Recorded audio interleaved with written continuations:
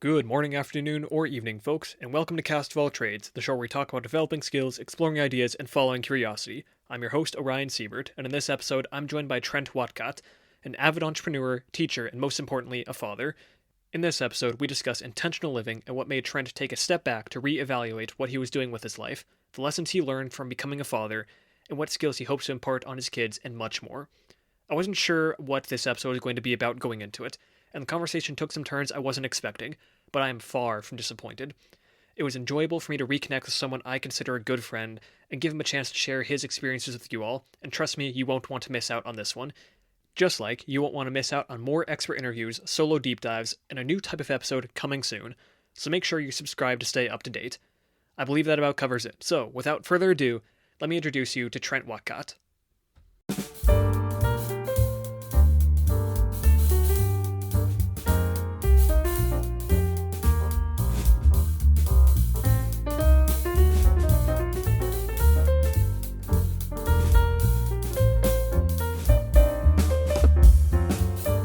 Trent, it's a pleasure to have you on today. Hey, Orion, it's so good to see you again and to talk with you again. I've missed our chats, so I'm glad to be here. Certainly. So, before we really dive into some of the main topics for the episode, I gotta ask, please introduce yourself. Who are you and what is it that you do? Yeah, so my name is Trent Whatcott. I am first and foremost a husband and a father. I have 4 kids. I have a daughter away at college, a son who is an engineer on the Front Runner, which is the transport train that goes between far northern Utah, a town called Ogden, all the way down to Provo, Utah. And then I have a son who lives just a little ways away from me, works at Home Depot in the rental department. And we have a son who is autistic and epileptic. It's like having a happy 18-month-old all the time.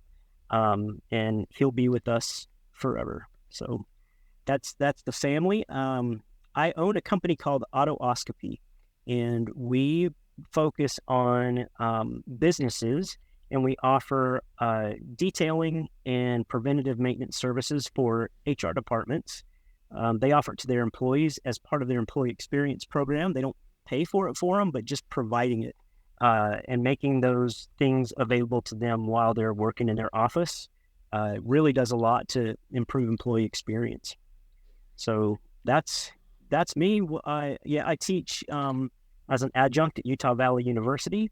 I started out teaching professional selling, and this next fall, I'm actually going to jump in to do 2 classes, even though I swore I never would. But I'm going to dive in, and I'm going to do sales management as well. So that's part of what makes up my life too. And I'm always looking for new ventures, new things to do, and I'll probably never stop. Wonderful. There's something about that entrepreneurial spirit that says, just gotta keep going, gotta keep experimenting, seeing what else is out there. Yep. So, Yep. I'd love you to take me back a little bit. Well, first, we've talked quite a bit throughout the past few months, and when I talk to you, I feel like you live a very intentional life, or you've crafted your life in such a way that you have a very intentional way of doing things. What does it mean to you to live a intentional life? Yeah. Sometimes it doesn't feel so intentional, but that is definitely something I strive for. Living an intentional life means looking at what you value and making that happen and taking the steps on purpose that lead you toward accomplishing your goals.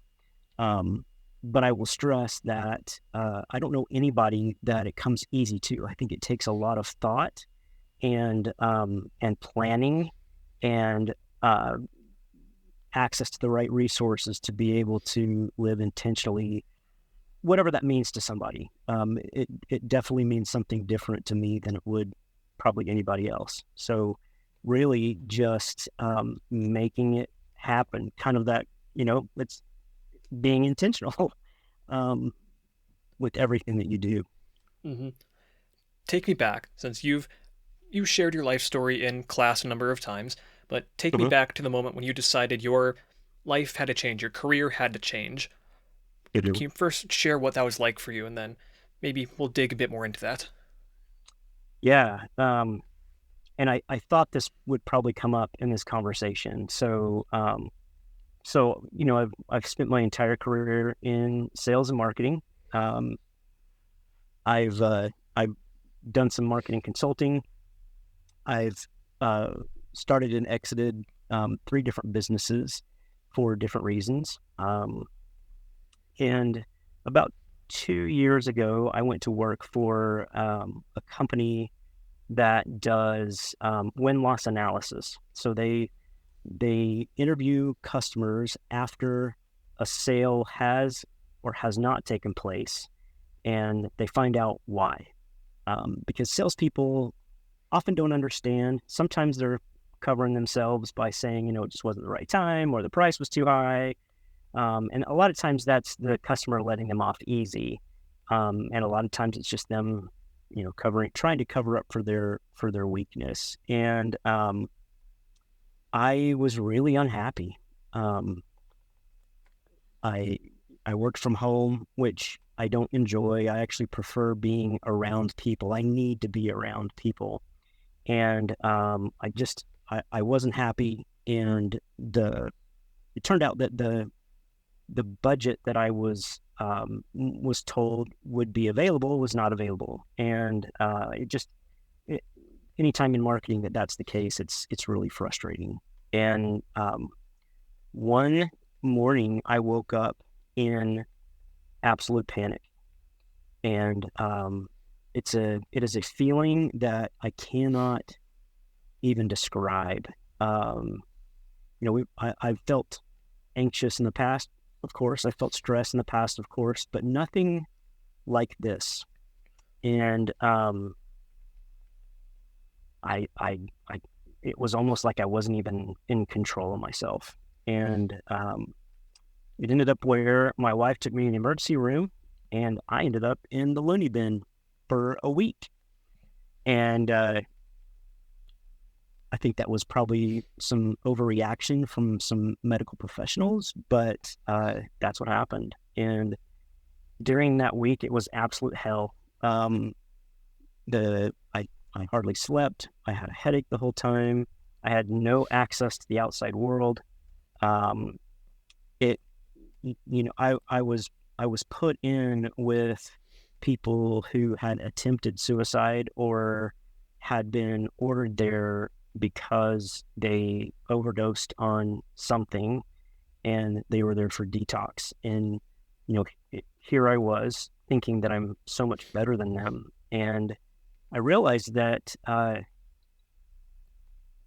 it really doesn't matter what you're there for. There's somebody who felt like you needed to be there, and I actually raised hell when I woke up the first morning and kind of realized where I was and what had happened, and I demanded that they get me out of there, and I did not realize that's just something you can't do. And so I was stuck there. But it took me getting to that point that I had, and it gave me a week when I got to that point to really think through what it was that I wanted out of my life and out of my career. Because I'd gone between entrepreneurship and working for other people, and I always preferred the entrepreneurship, but opportunities came along and I kind of chased them. I chased the money. But this week really gave me a chance to sit back and determine what the rest of my life was going to be like, living, what was I going to do to live intentionally? And I determined that the path I was on with this company I was with, working for other people, marketing vaporware, putting lipstick on pigs, just was not something that I wanted to do anymore. And I'd achieved things in my life that made it where I could get to the point where I could do other things. And so my wife and I gave a lot of thought to what was our life going to look like? And I had two thoughts come to me as I was pondering what to do. And the two thoughts were just two words: cars and teach. And I don't know if that was divine intervention of some kind, or if it was sort of my inner soul, like reaching out. Those are Teaching has always been something that I have really enjoyed doing. Um, I I love my students. I love to see light bulb moments, and so teaching, I looked at the schools around, and Utah Valley University was looking for adjuncts in the marketing department, and it was a great fit. And so I went through the interview process and found myself teaching these classes coming up spring term. And I've been smitten with cars from the time I could hold one in my hand. My mom always tells me that that's like one of the first things that she noticed about me, about my personality, is that I love cars. And I just, ever since that point in time, it's been a major focus of my life. I've always enjoyed working on them. I always enjoyed detailing them. My first car was a 1960 Volkswagen Type 1, also known as a Beetle. Um, it was the ragtop. So it wasn't the convertible. It had the slide back canvas sunroof type thing. It's almost a We half painted, convertible. yeah, yeah. And it was just for me, it was like a cool look. I saw a lot of them in like VW magazines, when they were given that cow look, they called it at the time. And that's what I did. I loved the color blue that's on a tarp. And the guy who was a family friend of mine, who actually just so happened to have the exact shell of a Volkswagen I was looking for, um, we went to Sherwin-Williams in their for their auto paint. I think it was Sherwin-Williams. We went to this place that sold, I'm pretty sure it was Sherwin-Williams, but we took a tarp and we said, see this, match this. And they matched it perfectly, and painted that car. We put a Porsche 1800cc engine in it. It was a built engine, but it was based off the Porsche 1800cc engine. I was 14 and 15 at that time, and we gave it what they call the in the weeds look, where it like just lowered a little bit in the front end, where it looks like you're driving through grass. And it was just beautiful. And then it came time for my family to move, and we moved to Georgia, and they wouldn't let me take it with me. Oh, what a shame. Yeah, so I actually sold it back to the guy that was helping me work on it, and we moved. And my next car was a brand new Mustang that my parents bought me. Um, Once we got to Georgia, so it was a good trade. But to this day, I still would love to have another Volkswagen to work on, and I haven't done it yet. I've got a project car that I'm working on with one of my kids, and I think the VW will be next. So that is my long way of saying I'm a car fanatic. And when I was sitting in that facility uh, with nothing to do, nothing but time on my hands, to think. And so I followed those two thoughts that came to me, started AutoOscopy and started teaching at UVU, and it has been certainly has not been without its bumps, but it has been phenomenal. It's been such a great experience. First and foremost, I want to say thank you so much for being so open and honest with your experience. I know a lot of people who would not want to share, like, I was put in the loony bin for Yeah. a week, or want to share other aspects about themselves like that. But thank you for Well, being so open and so honest about that, because I know someone will hear this and will think, wow, that was a lot. That was something that shook Trent up, that got him to really, really think. And that actually reminds me of something I've heard from a number of people I've interviewed on this show. It uh-huh. Whenever I talk to entrepreneurs, especially over the past few months that I've been doing this, a lot of them will say it took COVID for them to start because they were Yeah. like, they couldn't work, they had Hmm. nothing to do, and their whole life was shaken up. And it was because everything was shaken up, because they couldn't do anything else. They finally said, now I'm going to do this thing.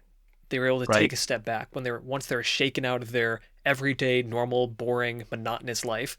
When something stepped in and said, no, you can't do that anymore. Time for you to think about your life and take a step back and really think about it. Then people can start to actually get a picture of, actually, I want to go write a book. Actually, I want to go invent something.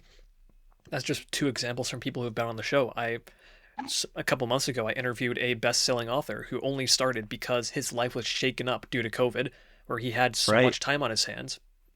I Hmm. invent. I talked to a fellow inventor who, she was finally able to go out and invent her thing because COVID shook her life Oh, up cool. enough and said, "Okay, I need to do something about this." But Hmm.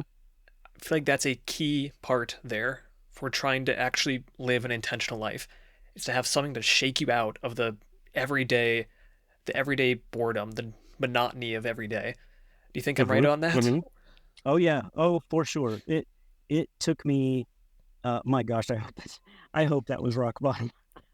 I don't know yet. Maybe there's more to come, but it took me hitting that point and being stripped of everything to really get in and think about my life and where it was going. And honestly, this podcast is the first place that I've publicly stated what rock bottom was for me at that time. People who know me know I hide things very well, and it's not that I'm hiding it, but when I'm around people, I'm so jazzed that I'm a happy person. I'm outgoing, um, and people would be floored to know that I too have struggled with being really really depressed, and it really sucks. Yep. Um, don't ever want to go back again, and that's why I chose to live this course um, for the rest of my life. I'm not going back. Mm-hmm. I've got other things in the works. I've got a big project that I'm working on.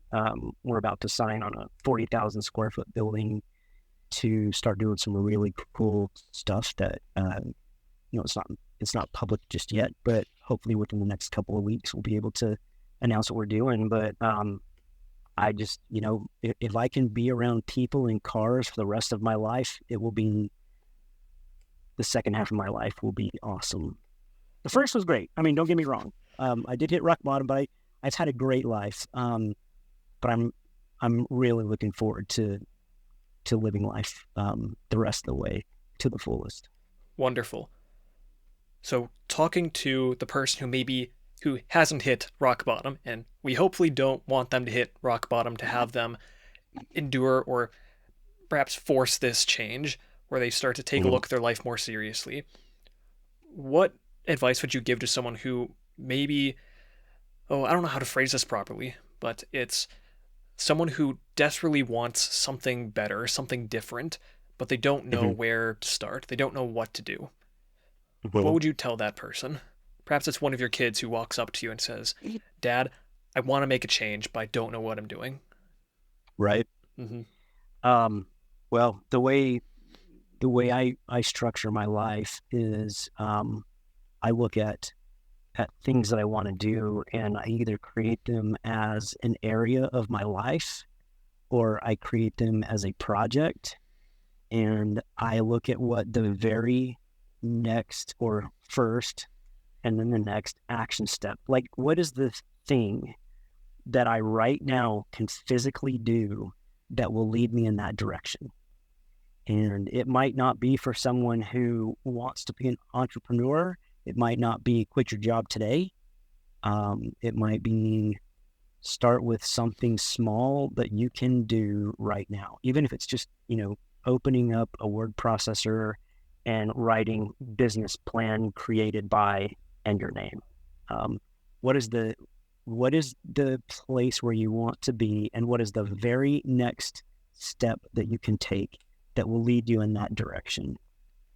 I Mm-hmm. mean, it really is that simple. And, it might take some some thought, but that thought is the first step, right? It might take talking to some people. Well, that could be the second step. What is the next thing that you can actually physically do to move yourself in that direction? And you'll eventually land there. Absolutely. This is an idea that's been brought up time and time again on this show of if you want to get something done, you got to stop looking at the summit of the mountain. You Mm-hmm. can't be dreaming constantly about owning a car detailing business, but always dreaming about the massive profits or the massive revenues that you'll get coming in, all the business deals you'll be signing. Mm-hmm. Yes, it's nice to think this is where I want to go, but you have to focus one step at a time because you can't Right. climb a mountain without taking the first step. Right. And Yep. it's so often how many times have you heard someone say, "Oh, I'm going to write this book," and a year goes by and they haven't put a single word on a page. Two Sure. years goes by and they keep talking about their book, but they never do Mm-hmm. anything about it. Mm-hmm.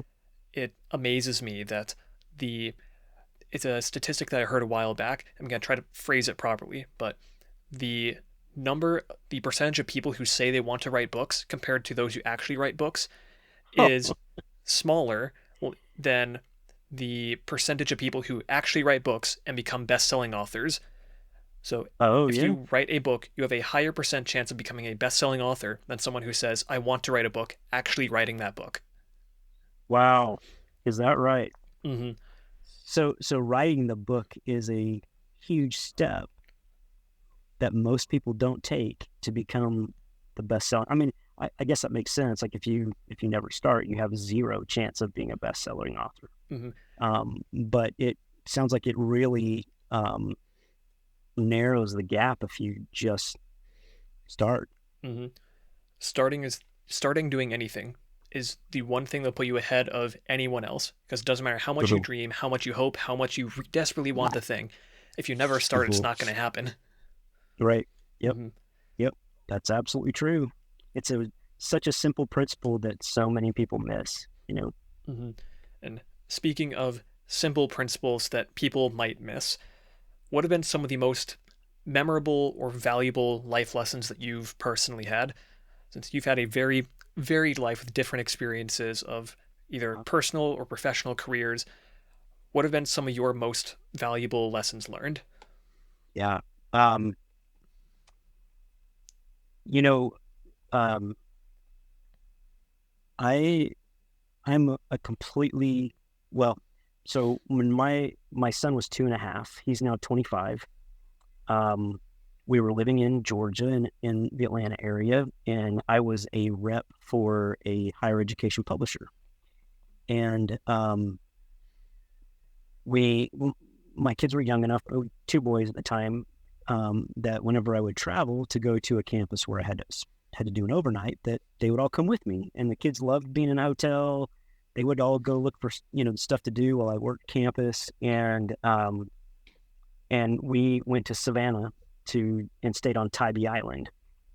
My wife spent a bit of her life growing up in Savannah, and she's always loved Tybee Island. It's one of those just kind of like rusty old beach towns, life goes slow, and it's just, the ocean obviously is beautiful. What was Halloween, and my sons were really, really looking forward to going trick-or-treating. And when I met up with them on the beach after I worked campus, they didn't want to go. They wanted to trick-or-treat for seashells. And I remember walking out with them out close to the water, holding my wife's hand, holding our son's hand, who's 2.5 at the time, and looking out on the water and thinking life could not be more perfect than it is right now. Um, it was an idyllic moment in my life, and I went to bed that night just feeling ecstatic. We had to get back to Atlanta the next morning for an appointment for my son because we had just, he lost well, we thought he had hearing loss at first because his words just disappeared, and he had a hard time balancing when he was walking. And so we just thought maybe there was like an oral apraxia or something. And I remember us showing up at this counseling facility, and it was kind of a play therapy type place. And we walked in and we sat down in the playroom area with two therapists and my son, and they did all kinds of things that, just looked like play to me. But I knew it was very intentional what they were doing. They were looking for ways to find out what it was that was going on with him that was different. And then they said, okay, this section of this is over, and we need mom and dad to step outside and we'll spend some more time with him. And it was supposed to be about half an hour. It ended up being an hour. And I kind of knew in the back of my head that it was more than just, oral apraxia or a balance issue. I just had this feeling. Of course, we had to rule out everything because he wasn't talking. And so we went through a lot of, process. But in my heart of hearts, I knew there was something else going on. And they then came and got us an hour later and brought us in and sat us down, and it was a completely different feeling in the room. And they were looking at us like with that kind, concerned type look that nobody wants to see because they know they're about to be hit with something they don't want to hear. And it was then that we were told that that our son was on the autistic spectrum, that it was too early to know exactly where he would fit, and it's not just a line. It's more of a prism, and so it's even harder. They have to look at each behavior to almost determine how best to help a child. And we were in shock. There was a little bit of relief because that A word had entered my mind in the past. And I'd actually asked his pediatrician when we lived in Texas, and he said, no, that, autism, he doesn't fit. And I still didn't believe him, but I just, was clinging on to hope. So they told us he was autistic, but they didn't know where on the spectrum he would fit. And I remember I picked him up, and I still to this day have a hard time wrapping my head around this crazy range of emotions I was feeling all at one time. And I felt like the thought and the feeling came to me at the time as I was putting him in his seat, like holding him and opening the door, and just feeling like I was no longer holding a human. And it was a terrible feeling. He and I had always been really close. He preferred me. He was the only one of our kids that did. And we just I have a relationship that's different with all of my kids. And with him, it was just I was the one that he always ran to when it was time to hold somebody's hand, and he liked me being the one to put him to bed at night and me the one to bathe him. And he always ran to me when he was frightened. And here it was, I'm putting him in his car seat, and at the time it just felt like I was holding this, almost like this fake baby, and put him in his car seat, and we drove home in tears. And that was another point in time where it was like, okay, well, we can let this ruin us, or we can pick up and do the best that we can.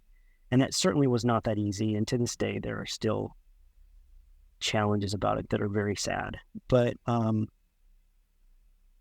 my experience with him changed me as a person. I was very arrogant, very self-centered, had a very high opinion of myself. And in life living with him, I realized that it's not about me.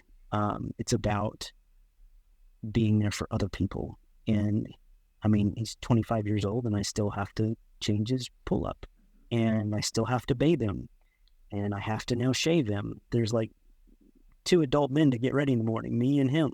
And it taught me a level of compassion for other people that I did not think was inside me.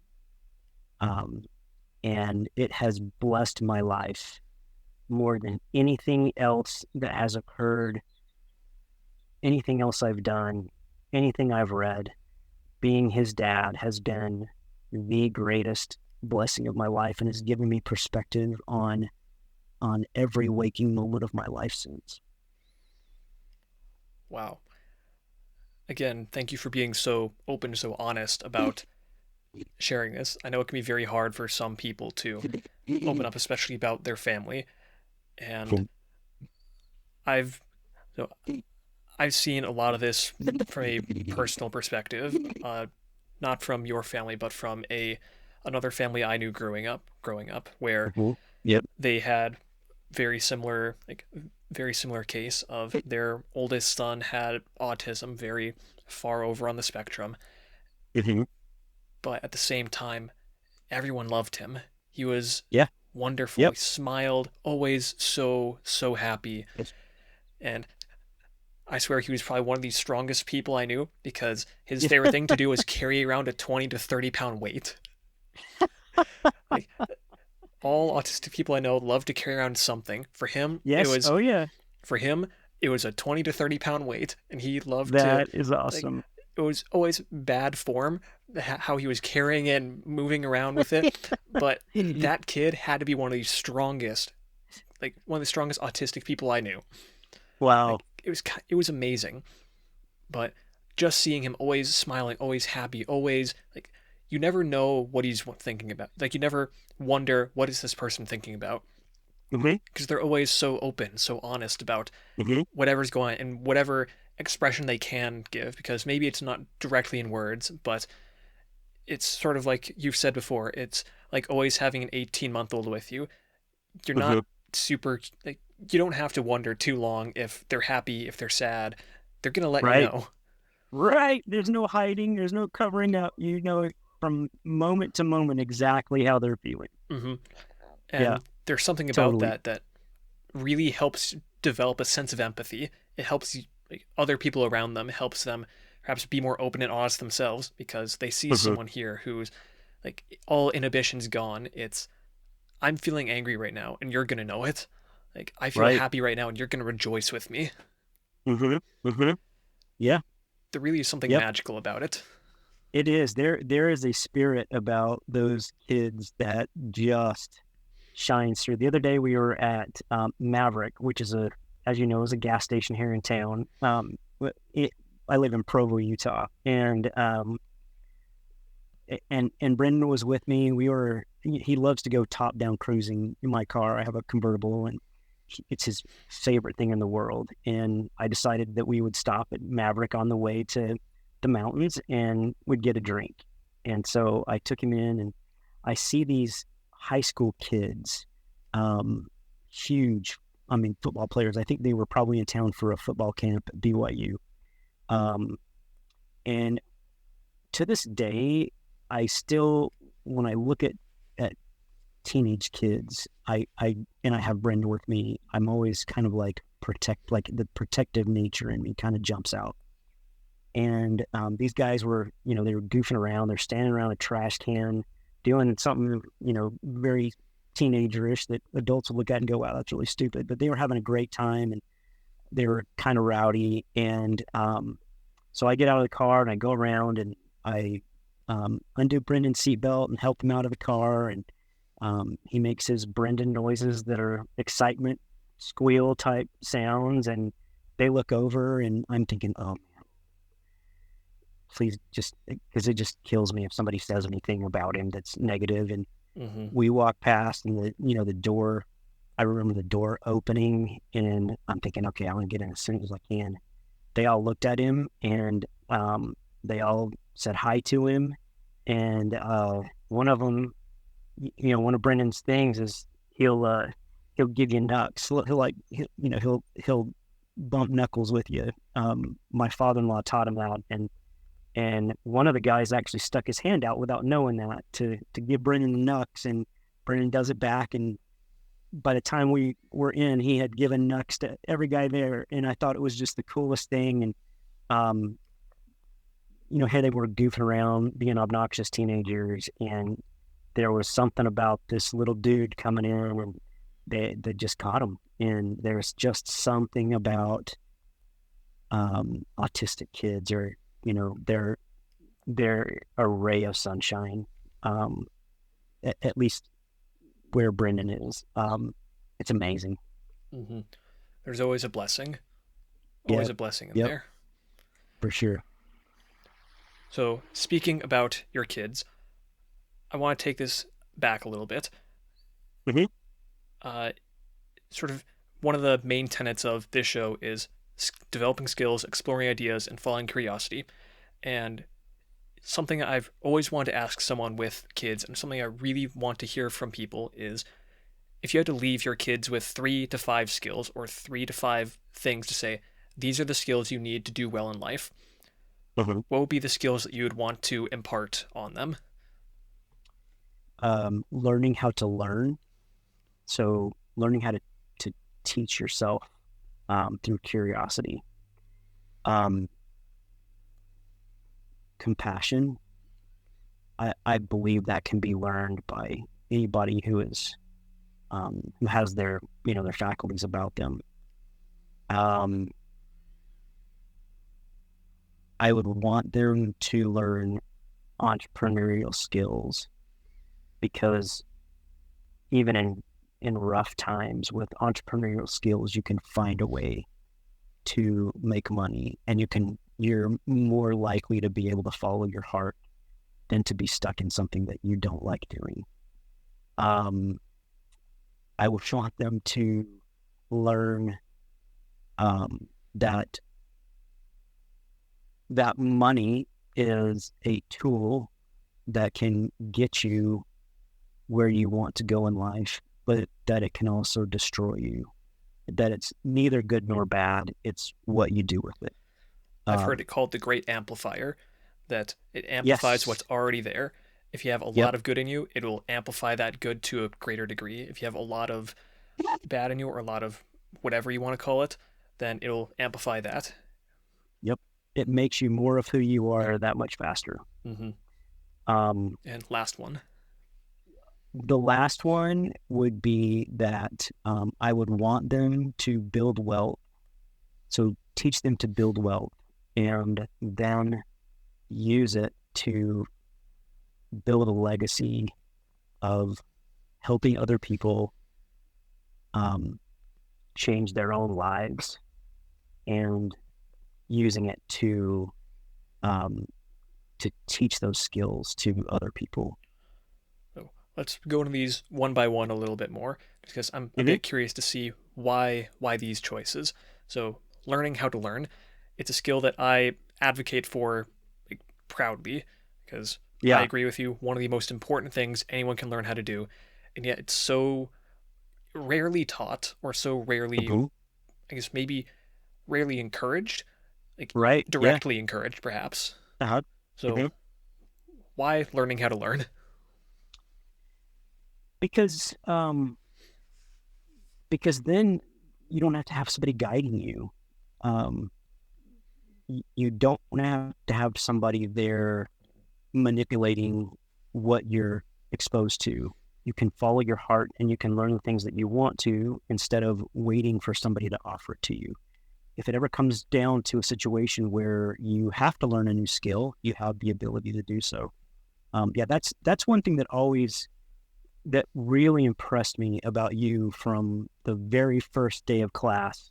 And it was clear many times that you had taught yourself some pretty amazing things that not everybody would teach themselves. And I just thought it was really cool that you really knew yourself. and you had gone down this path of discovery that had taught you to do some pretty like things that I would just never think of doing. I remember one time I walked into class and you were playing a I don't want to call it a pan flute, An but that's kind of what ocarina. it looked like. Yeah, and I thought that is so cool. Like, first of all, I don't even know what instrument it is. I'm here calling it a pan flute. Um, but you had learned it, you discovered it. Had you made those before? I can't No, remember. I'd made other instruments in the past. Yeah, yeah, I remember that. But I was like, and now he's playing it in class and like doing like it sounds good. Like it was a shock to me, and I just thought, man, I'm sure he didn't take what is it called? Ocarina. Ocarina. I almost said Macarena. Here he's, there wasn't a ocarina teacher that he went to every week and learned to play it. Like he taught himself. And I just think that it's a way to make yourself happy instead of waiting for other people to make yourself happy or make you happy. Hmm. So, learning how to learn. Next one was I don't remember what the next one was, but I remember entrepreneurship skills is one of them. Yeah. So, Yeah, because like I said, you're more likely to be able to follow your heart and do the thing that makes you happiest. Uh, People always say, do what you love and the money will follow. That's not always the case. very true. Right. But learning entrepreneurial skills makes that even more likely that it will happen. Hmm. Um, Looking for needs in an area of interest in your life and solving those needs for somebody makes it where it's kind of always bothered me when people to refer to themselves as an entrepreneur.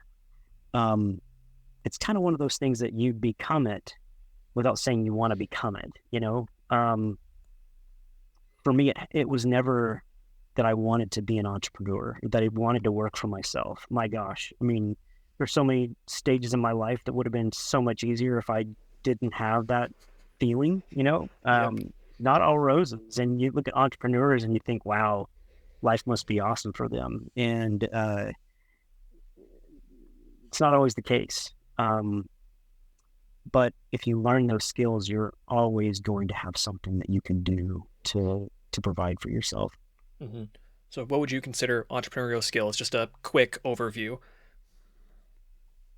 I think the first is finding a need, finding somebody out there or a group of people out there that everything in the market is not satisfying, um, or maybe discovering it for yourself. You hear so many people complain about products and things that it doesn't do, but all they do is complain.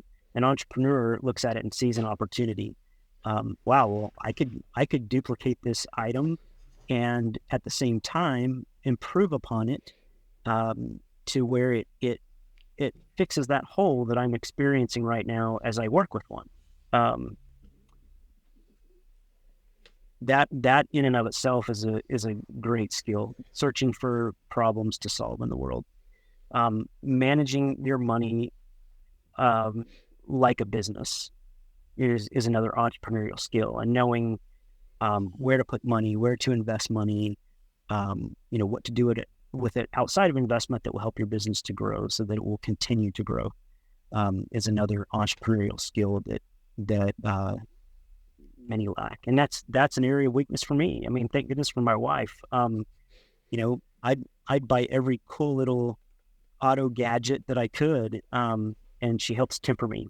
But she has that part of the entrepreneurial spirit about her. Um, Hmm. and I think those are some things that really, really help as you get a start. Let's go in depth on one more of these. Um, Mhm. do you have a favorite one that you'd want to dig a bit more into or more thoughts on? Yeah, I think compassion. Okay, let's I would, dig into I, compassion a bit more. yeah, I would want my children to be more compassionate.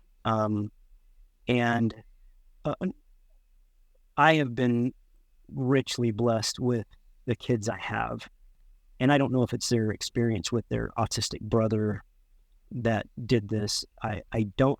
I question if it's anything I did, but my kids um, they all have this incredible heart for other people. Um, I'll find myself making a snide comment every once in a while, and maybe sometimes it involves a person. And they're always there to kind of temper me and show me that I'm not being compassionate when I'm not being compassionate. Um, they they're amazing. They automatically have that. Um, I don't think it's anything I've done, but they all have that skill, and it has taken them very far in life. Um, it has opened doors for them that would not have been open had they not been compassionate. Um, my daughter is a student at Utah State, and she's getting her degree in kinesiology. And she also, the girl pushes herself too hard, but that's another conversation, and one that we've had with her many times. But she also is a certified nurse's assistant, so she got her CNA while she's going to school, put herself through that program as well. And she's working at a hospital, but she's also doing home health care. And she's not able to tell us who her patient is or what their age is, but she can tell us stories of what she's done.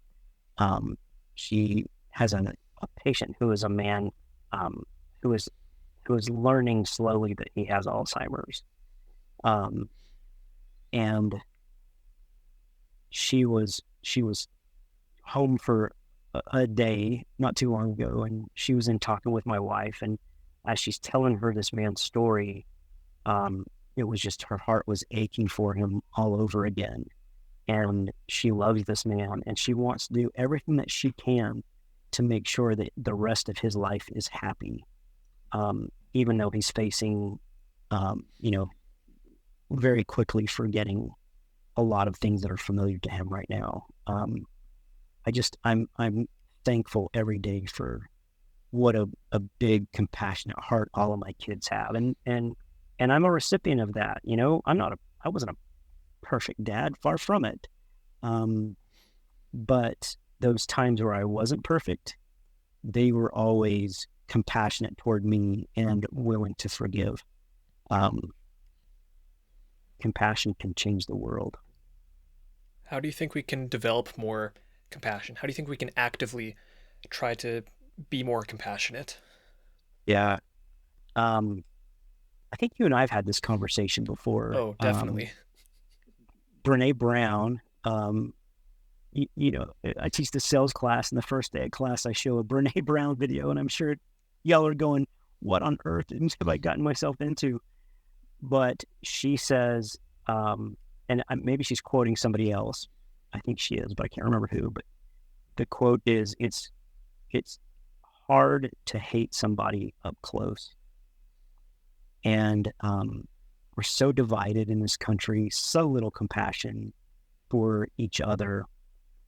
And when I feel compassion for somebody, I let any prejudgment or barriers down. And sometimes it takes conscious effort to do that. But looking into their eyes and realizing that they are a soul, there's a soul inside that person. And I'm not ultra religious, but I have my set of beliefs, and I believe that we are all children of a God who loves us, and that those eyes that I'm looking at and that soul that's inside that body that person that soul is shrouded in, is every bit as important and loved by that God as I am. And taking that moment, there are some times where it actually shocks me to get a glimpse of, what that thing is I'm looking at, that it's another human being with their own experience. I think when we see people as individuals, and forget about the collective, because the individual is what matters. That's the smallest minority on earth. And looking at that person and realizing all of those things about that person are absolutely true. You cannot help but be compassionate for that person. That changes everything when you look at them as an individual. Absolutely, I agree there. It amazes me how quickly we're able to group people together and say the evil right, the evil left, the evil moderate. I guess that might be a thing. Uh, I don't know, but Right. just political terms makes it easy to throw out where people on the right will scream at the left saying you're all evil, you're all stupid, you're all yada yada yada, and the left will scream the same thing at the right. And Yep. actually sitting down two people from totally opposite sides, if they can have an authentic, real conversation with each other, not a screaming match, but one where they sit down and say, what's the problem we want to solve? What's the end outcome we want? I recently talked about this in an episode I did about worldview, and thinking about it, I realized that, like, probably, like, I'm assuming a lot of this, probably everyone wants to have a good world, a good country, like Of somewhere that's course. safe, that's clean, that's prosperous. I assume that's what people want, but I could be proven wrong. The main difference on like political spectrums is that people disagree on how to get there. They Right. agree on the Yep. end destination, just not the road they want to take. Mm-hmm. And if you can focus more on that destination, say, this is what we want to get to, and then go based on that to say, what would actually be the most effective way to get there? Sometimes it's policies from the left, sometimes it's policies from the right, sometimes it's a moderate policy in the middle. Like, you would probably get there much faster than screaming, you're wrong because X, Y, and Z, and the other side screaming, no, you're wrong because X, Y, and Z. And I do like that idea of being able to actually talk with someone one on one. I hate large group conversations because so Oh yeah. often and so quickly people will break into sides, or someone I may have talked to one on one for a couple hours, suddenly we get into a group conversation and they're a totally different person because they don't want to stick out. They don't want to stand out. They want to blend in with the group and say, oh, I'm just like everyone else here, but I may have different beliefs that may actually be better in this situation. It amazes me how quickly, I guess humans are tribal animals, but We are. Yeah. it amazes me how quickly the individual dissolves into the tribe. Yep. Yep. And when we We're forget that we're they are individuals, yeah. Anyways, you were saying? yeah, we're geared to be that way. I mean, that's how we survived, eons ago. The problem with group conversations, especially surrounding topics that are, um, uh, uh, hot conversations, um, is if you get with the wrong group and the majority of them, let's say the majority decided that it was going to be okay to murder people, um, then you have mob rule. And if it's the majority that's saying that, and you're in that group, they very well may be the ones that end up appearing to be right. And um, the majority is not necessarily always right. And it's really hard to reason with a group of people, but you can reason with an individual. What's interesting about that is you don't always need the majority to have mob rule.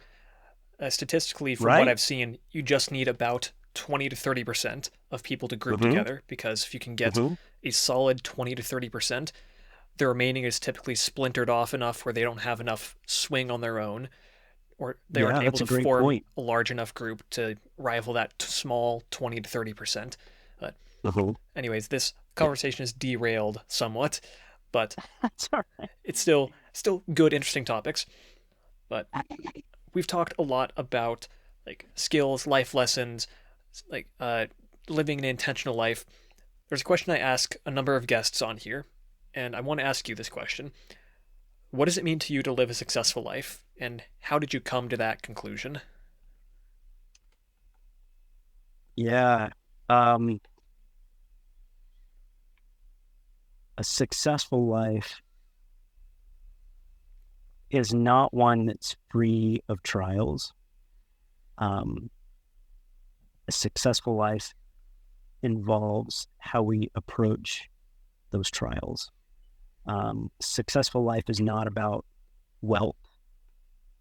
Wealth certainly can remove some barriers and some challenges, but that doesn't make success. I think a successful life is when you wake up in the morning and you have peace in your heart, and that you have things that you plan to do every day that help you move forward in whatever area of your life you want to move forward. Um, that to me is success. I used to think it was positions, and I fought for those. And I used to think it was money, and I worked very hard to earn a lot of it, and then have things that were artifacts that I had gained that level of happiness. Um, and I thought it was success would lead me to that point where um, I felt like I was where I wanted to be, and success as the world defines it. Um, but it's completely different in practice. It's being comfortable in your own skin, and regardless of how everybody else views what you're doing, it's that you're happy doing what you're doing. That you're able to meet your basic needs, yes, but being able to do the things that make you happy.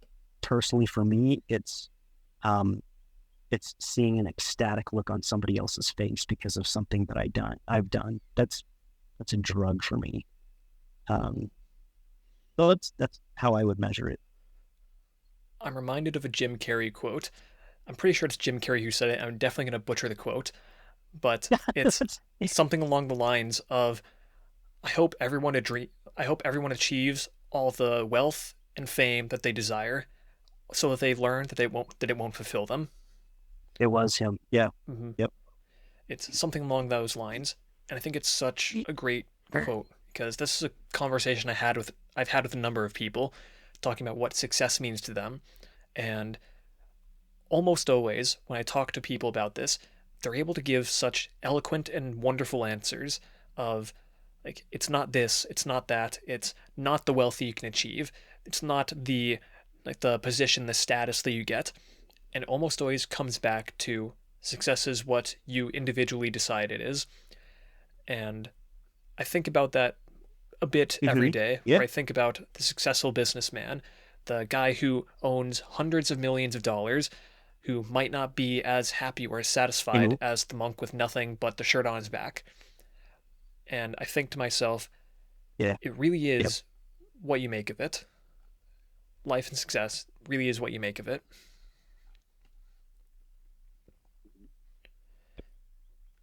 So, Trent, I don't know what you have achieved is is key. mm-hmm. Trent, it's been an absolute pleasure to have you on today. One last thing that I want to tell you is just from this conversation, I'm once again reminded, and I just want to say thank you for being a great teacher. I can tell that you've been a great father, and I want to say thank you for being a great friend. So thanks again for coming on. And Thank you. where can people go if they want to hear more from you? Oh gosh. I